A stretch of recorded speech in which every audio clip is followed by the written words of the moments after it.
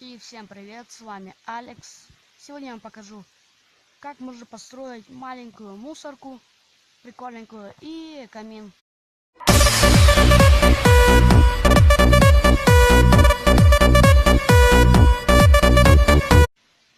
Давайте представим, что это ваш дом или это любая из ваших комнат. Так, заходим сюда.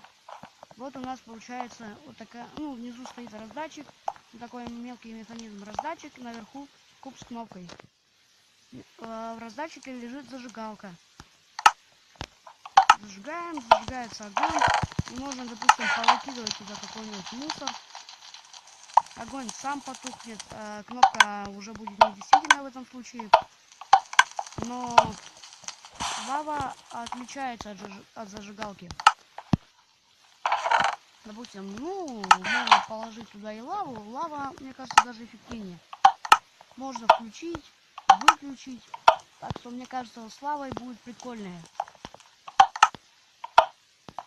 Такой механизм.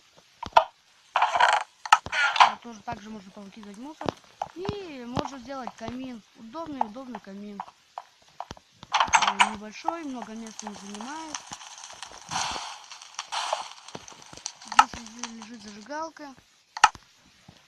Сломалась. Сейчас починим. Сколько я на креативе, починить легко. Внизу в каждом из раздатчиков лежит по зажигалке. Раз, и камин уже горит.